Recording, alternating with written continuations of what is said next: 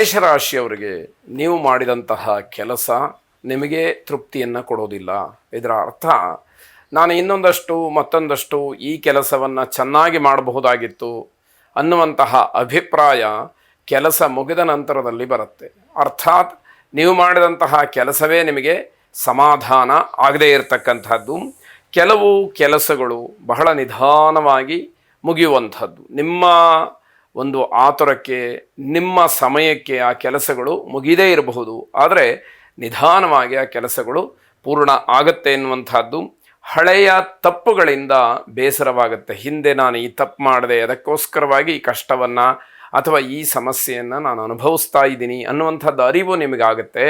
ಅದಕ್ಕೆ ತುಂಬ ಬೇಜಾರನ್ನು ಮಾಡ್ಕೊಳ್ತೀರಿ. ನಾನು ಅವತ್ತು ಈ ತಪ್ಪನ್ನು ಮಾಡದೇ ಇದ್ದಿದ್ದರೆ ನನಗೆ ಈ ಕಷ್ಟ ಬರ್ತಾ ಇರಲಿಲ್ಲ ಅನ್ನುವಂಥದ್ದು ನಿಮಗೆ ಗೊತ್ತಾಗ್ತಾ ಹೋಗುತ್ತೆ. ಜವಾಬ್ದಾರಿಯ ಬಗ್ಗೆ ಸ್ವಲ್ಪ ಚಿಂತನೆಯನ್ನು ನಡೆಸಿ. ನಿಮ್ಮ ಕರ್ತವ್ಯ ಏನು, ಯಾವುದಕ್ಕೆ ಆದ್ಯತೆಯನ್ನು ಕೊಡಬೇಕು, ನಿಮಗಿರತಕ್ಕಂತಹ ಗುರುತರವಾದ ಜವಾಬ್ದಾರಿ ಯಾವುದು, ಅದನ್ನು ಹೇಗೆ ಪೂರೈಸಬೇಕು, ಇವೆಲ್ಲವನ್ನು ಬಹಳ ನಿಧಾನವಾಗಿ ಚಿಂತನೆ ನಡೆಸಬೇಕಾದಂಥದ್ದು. ವ್ಯವಹಾರದ ಅಥವಾ ಹಣಕಾಸಿನ ವಿಚಾರ ಮಾಮೂಲಿಯಂತೆ ನಡ್ಕೊಂಡು ಹೋಗುತ್ತೆ. ಅದರ ಬಗ್ಗೆ ಯಾವುದೇ ರೀತಿಯ ಯೋಚನೆಗಳು ಬೇಕಾಗಿರೋದಿಲ್ಲ.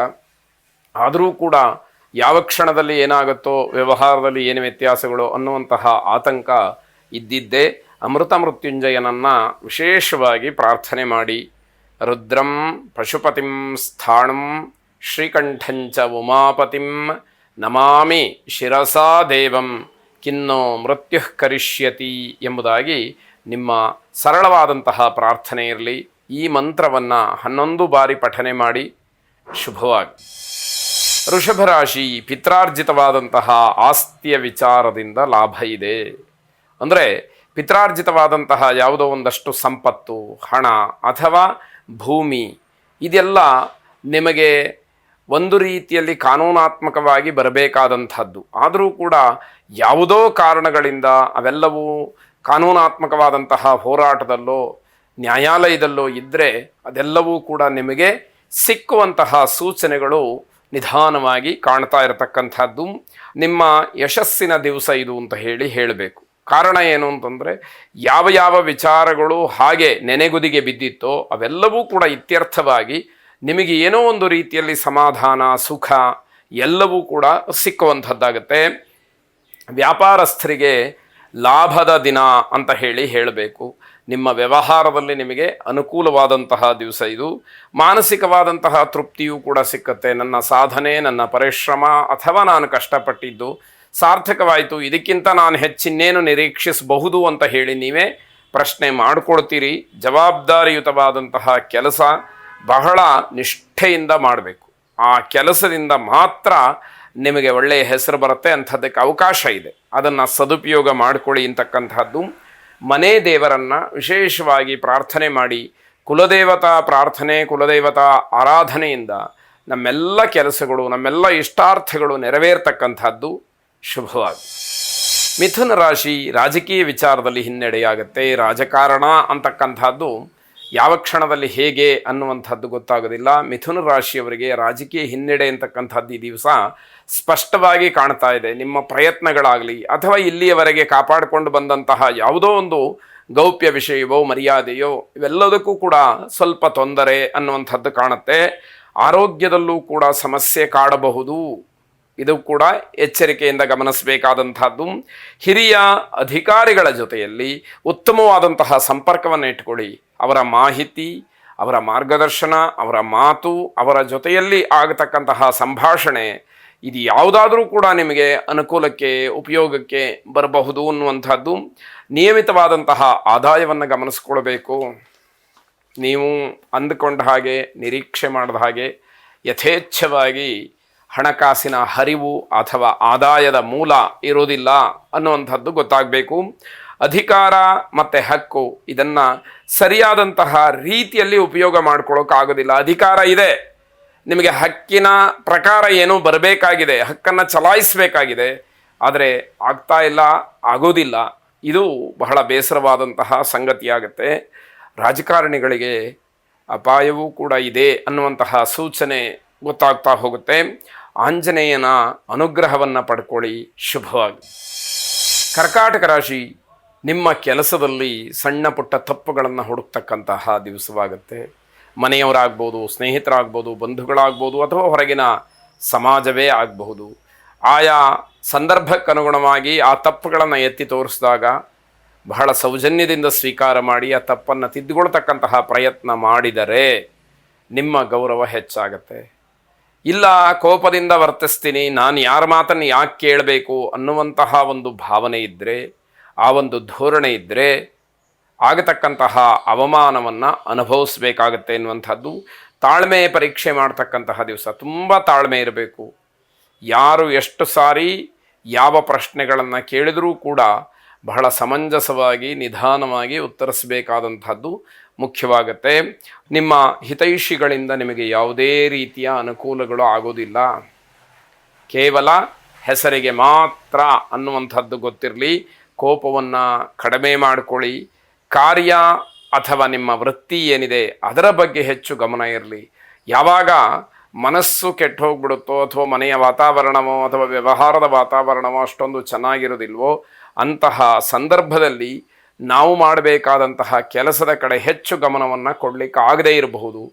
ಆಗ ಕೆಲಸದ ಗುಣಮಟ್ಟವೂ ಕೂಡ ಹಾಳಾಗ್ತಕ್ಕಂಥದ್ದಿದೆ. ತಾಪಸಮನ್ಯುವಿನ ಪ್ರಾರ್ಥನೆಯನ್ನು ಮಾಡಿ ಆ ತಾಪಸಮನ್ಯುವಿನ ಅನುಗ್ರಹದಿಂದ ಸಿಟ್ಟು ಅನ್ನುವಂಥದ್ದು ಕಡಿಮೆ ಆಗಲಿ, ತಾಳ್ಮೆ ಇರಲಿ. ಯಾವುದೇ ಕೆಲಸಗಳನ್ನು, ಯಾವುದೇ ವಿಚಾರವನ್ನು ಬಹಳ ವಿವೇಕತನದಿಂದ ಅದನ್ನು ಗಮನಿಸಿ ಸರಿಯಾದಂತಹ ನಿರ್ಧಾರವನ್ನು ಮಾಡಿ ಶುಭವಾಗಿ. ಸಿಂಹರಾಶಿ, ಮಕ್ಕಳ ಭವಿಷ್ಯ ಹೇಗೆ? ಆಯಾ ವಯಸ್ಸಿಗನುಗುಣವಾಗಿ ಅವರ ವಿದ್ಯಾಭ್ಯಾಸ, ನೌಕರಿ, ಜೀವನದಲ್ಲಿ ಅವರು ಒಂದು ನೆಲೆ ನಿಲ್ತಕ್ಕಂಥದ್ದು, ಅವರ ಜೀವನ ಅಥವಾ ಅವರ ನೌಕರಿ ಅಥವಾ ಅವರಿಗೆ ಯಾವುದಾದ್ರೂ ಒಂದು ಆದಾಯದ ಮೂಲ, ಇದೆಲ್ಲದರ ಬಗ್ಗೆ ಹೆಚ್ಚಿನ ಯೋಚನೆಗಳು ಬರುವಂತಹ ದಿವಸವಾಗುತ್ತೆ.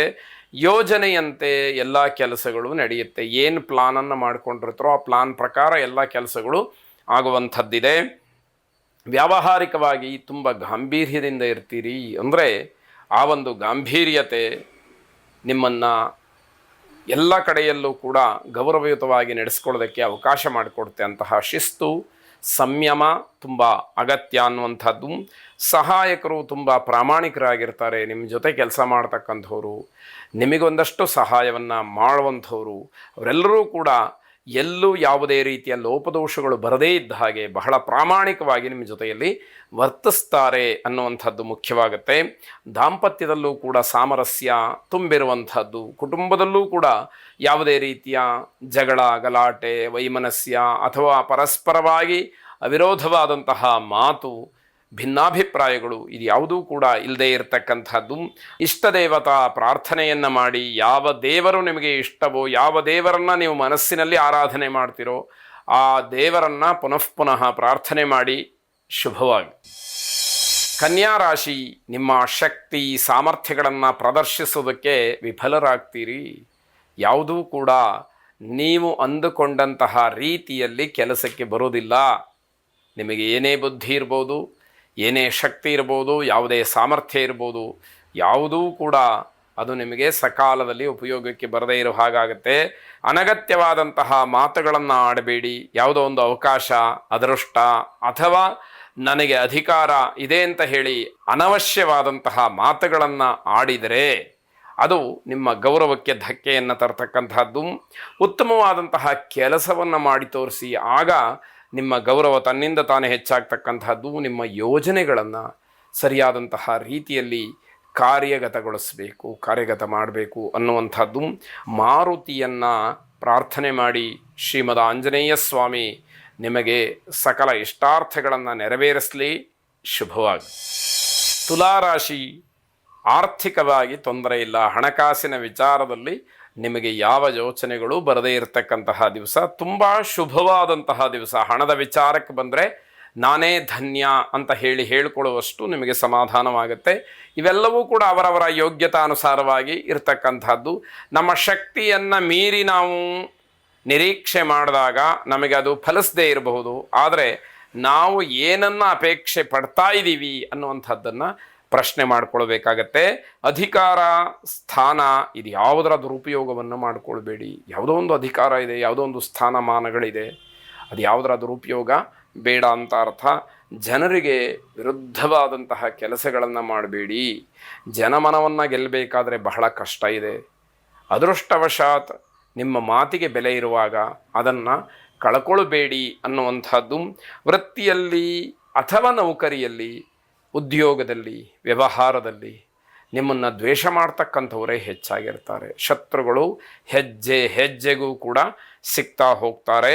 ಗುರು ದತ್ತಾತ್ರೇಯರನ್ನು ಪ್ರಾರ್ಥನೆ ಮಾಡಿ, ಜಟಾಧರಂ ಪಾಂಡುರಂಗಂ ಶೂಲಹಸ್ತಂ ಕೃಪಾನಿಧಿಂ ಸರ್ವರೋಗಹರಂ ದೇವಂ ದತ್ತಾತ್ರೇಯಮಹಂ ಭಜೆ ಎಂಬುದಾಗಿ ನಿಮ್ಮ ಪ್ರಾರ್ಥನೆ ಇರಲಿ.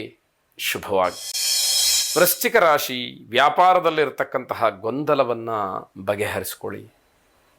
ಯಾಕೆ ಅಂತಂದರೆ ವ್ಯಾಪಾರ ವ್ಯವಹಾರಾದಿಗಳು ಗೊಂದಲದಲ್ಲಿ ಇದ್ದುಬಿಟ್ರೆ ನೀವು ಯಾವುದೇ ರೀತಿಯ ನಿರ್ಧಾರಗಳನ್ನು ಮಾಡೋದು ಕಷ್ಟ ಆಗುತ್ತೆ. ಒಂದು ವೇಳೆ ಬಲವಂತವಾಗಿ ಯಾವುದಾದ್ರು ನಿರ್ಧಾರ ಮಾಡಿದರೆ ಅದು ಸರಿಯಾದಂತಹ ನಿರ್ಧಾರ ಆಗಿರೋದಿಲ್ಲ. ಇದು ಮುಂದಿನ ವ್ಯವಹಾರಕ್ಕೆ, ಕಷ್ಟಕ್ಕೆ, ನಷ್ಟಕ್ಕೆ ಎಲ್ಲ ಕಾರಣವಾಗ್ತಕ್ಕಂಥದ್ದಾಗ್ಬೋದು. ನಿಮ್ಮ ಅಕ್ಕಪಕ್ಕದವರ ಜೊತೆಯಲ್ಲೂ ಕೂಡ ಬಹಳ ಸೌಹಾರ್ದಯುತವಾಗಿ ಇರಬೇಕಾದಂಥದ್ದು. ಯಾರ ಜೊತೆಯಲ್ಲೂ ಕೂಡ ಮಾತಿಗೆ ಮಾತನ್ನು ಬೆಳೆಸಬೇಡಿ, ಜಗಳವನ್ನು ಮಾಡಬೇಡಿ. ಇದು ನಿಮ್ಮ ಕ್ಷೇಮಕ್ಕೆ ಹೇಳ್ತಾ ಇರತಕ್ಕಂಥದ್ದಾದ್ದರಿಂದ ಅದನ್ನು ಸರಿಯಾಗಿ ಗಮನಿಸ್ಕೊಳ್ಬೇಕಾದಂಥದ್ದು. ನಿಮ್ಮ ಸಮಯ ವಿನಾಕಾರಣವಾಗಿ ವ್ಯರ್ಥ ಆಗ್ಬೋದು, ಅದನ್ನು ಗಮನಿಸಬೇಕು. ಸಮಯ ಹಾಳಾಗಿ ಹೋಗ್ಬಿಡುತ್ತೆ, ಅಂತಹ ಸಮಯ ಮತ್ತೆ ಮತ್ತೆ ಸಿಕ್ಕೋದಿಲ್ಲ. ಅದನ್ನು ಗಮನಿಸಿ ಶ್ರೀರಾಮನನ್ನು ಪ್ರಾರ್ಥನೆ ಮಾಡಿ. ರಾಮಾಯ ರಾಮಭದ್ರಾಯ ರಾಮಚಂದ್ರಾಯ ವೇಧಸೆ ರಘುನಾಥಾಯ ನಾಥಾಯ ಸೀತಾಯಾಃ ಪತಜೇ ನಮಃ ಎಂಬುದಾಗಿ ನಿಮ್ಮ ಪ್ರಾರ್ಥನೆ ಇರಲಿ. ಶುಭವಾಗಿ. ಧನುರಾಶಿ, ಉದ್ಯೋಗದಲ್ಲಿ ಬದಲಾವಣೆ, ಕೆಲಸದಲ್ಲಿ ಬದಲಾವಣೆ, ವ್ಯವಹಾರದಲ್ಲಿ ಏನೋ ವ್ಯತ್ಯಾಸಗಳು, ಇವೆಲ್ಲವನ್ನು ನೋಡ್ತೀರಿ. ಯೋಗ್ಯ ವ್ಯಕ್ತಿಗಳ ಮಾರ್ಗದರ್ಶನವಾಗುತ್ತೆ. ಅದರಿಂದ ನಿಮಗೆ ಒಂದಷ್ಟು ಪ್ರಯೋಜನ ಇದೆ. ಯಾರು ಸಮರ್ಥರೋ, ಅನುಭವಿಗಳು, ಸಾಧಕರೋ, ಅವರ ಪರಿಚಯವೋ, ಅವರ ಮಾರ್ಗದರ್ಶನವೋ ಇವೆಲ್ಲವೂ ಕೂಡ ನಿಮ್ಮ ಅನುಕೂಲವನ್ನು ಒಂದಷ್ಟು ಹೆಚ್ಚು ಮಾಡ್ತಕ್ಕಂಥದ್ದಾಗುತ್ತೆ. ಪ್ರೇಮಿಗಳಿಗೆ ಉತ್ತಮವಾದಂತಹ ಸಮಯ. ನಿಮ್ಮ ಸರಿಯಾದಂತಹ ವ್ಯಕ್ತಿತ್ವದಿಂದ ಜನ ಪ್ರಭಾವಿತರಾಗ್ತಾರೆ. ಹಾಗಾಗಿ ನೀವು ಸರಿಯಾಗಿ ನಡ್ಕೊಳ್ಬೇಕು, ಸಮಾಜದಲ್ಲಿ ಗಟ್ಟಿತನವನ್ನು ಪ್ರದರ್ಶಿಸಬೇಕು ಅಂತಕ್ಕಂಥದ್ದು. ವಿದ್ಯಾರ್ಥಿಗಳಿಗೆ ಒಂದಷ್ಟು ಸಹಾಯ ದೊರಕಬಹುದಾದಂತಹ ದಿವಸವಾಗಿದೆ. ಶ್ರೀಕೃಷ್ಣನನ್ನು ಪ್ರಾರ್ಥನೆ ಮಾಡಿ. ವಸುದೇವ ಸುತಂ ದೇವಂ ಕಂಸ ಚಾಣೂರಮರ್ದನಂ ದೇವಕೀ ಪರಮಾನಂದಂ ಕೃಷ್ಣಂ ವಂದೇ ಜಗದ್ಗುರುಂ ಎಂಬುದಾಗಿ 8 ಬಾರಿ ಪಠನೆ ಮಾಡಿ. ಕೃಷ್ಣನ ಅನುಗ್ರಹ ನಿಮ್ಮ ಎಲ್ಲ ಆಸೆಗಳನ್ನು ಈಡೇರಿಸಲಿ. ಶುಭವಾಗಿ. ಮಕರ ರಾಶಿ, ಸ್ವಯಂ ಪ್ರೇರಿತರಾಗಿ ಮನಸ್ಸನ್ನು ಕೇಂದ್ರೀಕರಿಸಬೇಕು. ಇದರ ಅರ್ಥ ಯಾರೋ ಹೇಳಿ ನೀನು ಎಲ್ಲದರ ಕಡೆನೂ ಗಮನ ಕೊಡು, ಸರಿಯಾಗಿ ನಿನ್ನ ಗಮನ ಇಲ್ಲ ಅಂತ ಹೇಳಿಸ್ಕೊಂಡು ನಂತರದಲ್ಲಿ ನೀವು ಸರಿ ಮಾಡಿಕೊಳ್ಳೋದಲ್ಲ. ನಿಮಗೇ ಮನಸ್ಸಿನಲ್ಲಿ ಬರಬೇಕು, ನಾನು ಯಾವ ಕಡೆಯೂ ಸರಿಯಾಗಿ ಗಮನವನ್ನು ಹರಿಸ್ತಾ ಇಲ್ಲ, ಅದನ್ನು ಸರಿಪಡಿಸ್ಕೊಳ್ಬೇಕು ಅನ್ನುವಂಥದ್ದು ಮನಸ್ಸಿಗೆ ಗೊತ್ತಾಗಿ ಎಲ್ಲವನ್ನೂ ಕೂಡ ನಿಮ್ಮ ಹತೋಟಿಯಲ್ಲಿ ಇಟ್ಟುಕೊಳ್ತಕ್ಕಂತಹ ಪ್ರಯತ್ನ ಮಾಡಿ. ಭಾವನಾತ್ಮಕವಾಗಿ ಯಾವುದೇ ನಿರ್ಧಾರವನ್ನು ಮಾಡಬೇಡಿ. ಅದು ಒಳ್ಳೆಯದಾಗಿ ಫಲವನ್ನು ನಿಮಗೆ ಕೊಡದೇ ಇರತಕ್ಕಂಥದ್ದು. ಸ್ನೇಹಿತರಿಂದ ನಿಮ್ಮ ಬಗ್ಗೆ ತಪ್ಪು ಅಭಿಪ್ರಾಯಗಳಿರುತ್ತೆ. ನಿಮ್ಮ ಜೊತೆಯಲ್ಲೇ ಇರ್ತಾರೆ ನಿಮ್ಮ ಸ್ನೇಹಿತರೆ, ಆದರೆ ನಿಮ್ಮ ಬಗ್ಗೆ ಒಳ್ಳೆಯ ಅಭಿಪ್ರಾಯವನ್ನು ಅವರು ಹೇಳೋದಿಲ್ಲ. ಆರ್ಥಿಕವಾದಂತಹ ಸ್ಥಿತಿ ಚೆನ್ನಾಗಿರುತ್ತೆ, ಹಣಕಾಸಿಗೆ ಯೋಚನೆ ಇರೋದಿಲ್ಲ. ದುರ್ಗಾರಾಧನೆ, ದುರ್ಗಾ ಪ್ರಾರ್ಥನೆಯನ್ನು ಮಾಡಿ. ದುರ್ಗಾರ್ತಿ ಶಮನಿ, ದುರ್ಗಾ ಪದ್ವಿ ನಿವಾರಿಣಿ, ದುರ್ಗಮಚ್ಛೇದಿನಿ, ದುರ್ಗ ಸಾಧಿನಿ, ದುರ್ಗನಾಶಿನಿ ಎಂಬುದಾಗಿ 8 ಬಾರಿ ಪಠನೆಯನ್ನು ಮಾಡಿ. ಶುಭವಾಗಿ. ಕುಂಭರಾಶಿ, ಆರೋಗ್ಯದ ವಿಚಾರದಲ್ಲಿ ಸಮಸ್ಯೆಗಳಿಲ್ಲ. ನೀವು ಹಾಗಾಗಿ ಆರೋಗ್ಯದ ವಿಷಯ ಬಂದಾಗ ಬಹಳ ಸಮಾಧಾನದಿಂದ ಇರಬಹುದಾದಂಥದ್ದು. ಪೂರ್ಣ ಉತ್ಸಾಹದಿಂದ ಜವಾಬ್ದಾರಿಗಳನ್ನು ಪೂರೈಸಬಹುದು. ಬಹಳ ಉತ್ಸುಕರಾಗಿ ನಿಮ್ಮ ಕೆಲಸಗಳ ಏನಿದೆ ಅದನ್ನು ಮಾಡಿಕೊಳ್ಳೋದಕ್ಕೆ ಅವಕಾಶಗಳಾಗತ್ತೆ. ಹಣದ ವಿಚಾರವಾಗಿ ಸ್ವಲ್ಪ ಮಟ್ಟಿಗೆ ಗೊಂದಲವಾಗುತ್ತೆ, ಜೊತೆಗೆ ಮನಸ್ತಾಪವೂ ಇದೆ. ಸರಿಯಾದಂತಹ ಲೆಕ್ಕಾಚಾರವೋ ಲೆಕ್ಕಪತ್ರಗಳೋ ಅದು ಯಾವುದೂ ಇರದಲೇ ತೊಂದರೆಯನ್ನು ಮಾಡ್ಕೊಳ್ತೀರಿ. ದಾಂಪತ್ಯದಲ್ಲಿ ಪ್ರಯತ್ನಪೂರ್ವಕವಾಗಿ ಆದರೂ ಕೂಡ ಅನ್ಯೋನ್ಯತೆಯನ್ನು ಕಾಪಾಡಿಕೊಳ್ಳಿ. ಯಾರೋ ಏನೋ ಅಂದರು ಮಾತಾಡಿದರು ಅಂತಂದರೆ ಅದನ್ನು ಬಹಳ ಹಗುರವಾಗಿ ಸ್ವೀಕಾರ ಮಾಡಿ, ಬಹಳ ಸಂತೋಷದಿಂದ ಅದಕ್ಕೆ ಪ್ರತಿಕ್ರಿಯಿಸ್ತಕ್ಕಂತಹ ಪ್ರಯತ್ನಗಳನ್ನು ಮಾಡಿ. ಜಗಳ ಬೇಡ ಅನ್ನುವಂಥದ್ದು. ಪಾರ್ವತೀದೇವಿಯನ್ನು ಪ್ರಾರ್ಥನೆ ಮಾಡಿ ಶುಭವಾಗಿ. ಕೊನೆಯದಾಗಿ ಮೀನರಾಶಿ, ಈ ದಿವಸ ನಿಮಗೆ ಯಶಸ್ಸು, ತೃಪ್ತಿ ಎಲ್ಲವೂ ಕೂಡ ಸಿಕ್ಕುವಂಥದ್ದು. ಆರ್ಥಿಕವಾಗಿ ಒಂದಷ್ಟು ಅನುಕೂಲತೆಗಳು ನಿಮ್ಮ ಪರವಾಗಿ ಕೆಲಸ ಮಾಡುತ್ತೆ. ಚಿಕ್ಕ ಮಕ್ಕಳ ಆರೋಗ್ಯದ ಬಗ್ಗೆ ಹೆಚ್ಚು ಗಮನ ಕೊಡಬೇಕು. ಮಕ್ಕಳಿಗೆ ಸಮಸ್ಯೆ, ಆರೋಗ್ಯದ ತೊಂದರೆ ಹೆಚ್ಚಾಗಿ ಕಾಡುವಂಥದ್ದಿರುತ್ತೆ. ನೌಕರಿ ಅಥವಾ ವೃತ್ತಿಯಲ್ಲಿ ಭರವಸೆಯ ಭಾವನೆಗಳು ನಿಮಗೆ ಕಾಣುವಂಥದ್ದಾಗತ್ತೆ. ಇನ್ನೊಂದಷ್ಟು ಭರವಸೆಗಳು, ಭಾವನೆಗಳು ಚಿಗುರೊಳಿತಕ್ಕಂತಹ ಸಂದರ್ಭ ಅಂತ ಹೇಳಬೇಕು. ವ್ಯಾಪಾರ ವ್ಯವಹಾರದ ದೃಷ್ಟಿಯಿಂದ ಪ್ರವಾಸವನ್ನು, ಪ್ರಯಾಣವನ್ನು ಮಾಡಬೇಕಾದಂತಹ ಚಿಂತನೆಗಳು ಮನಸ್ಸಿಗೆ ಬರುತ್ತೆ ಅಥವಾ ಅಂಥ ಸಂದರ್ಭಗಳು ಏರ್ಪಾಟಾಗುವಂಥದ್ದಿದೆ. ನಿಮ್ಮ ಸುತ್ತಮುತ್ತಲಿನ ವಾತಾವರಣ ಚೆನ್ನಾಗಿದೆ, ಹಾಗಾಗಿ ನೀವು ಏನನ್ನಾದರೂ ಸರಿಪಡಿಸ್ಕೊಳ್ಳೋದಿದ್ದರೆ ಅವಶ್ಯವಾಗಿ ಆ ಕೆಲಸವನ್ನು ಮಾಡಬೇಕು ಅಂತ ಅರ್ಥ. ಮೃತ್ಯುಂಜಯನನ್ನು ವಿಶೇಷವಾಗಿ ಪ್ರಾರ್ಥನೆ ಮಾಡಿ. ಮೃತ್ಯುಂಜಯಾಯ ರುದ್ರಾಯ ನೀಲಕಂಠಾಯ ಶಂಭವೇ ಅಮೃತೇಶಾಯ ಶರ್ವಾಯ ಮಹಾದೇವಾಯ ತೇ ನಮಃ ಎಂಬುದಾಗಿ ನಿಮ್ಮ ಪ್ರಾರ್ಥನೆ ಇರಲಿ. ಶುಭವಾಗಿ.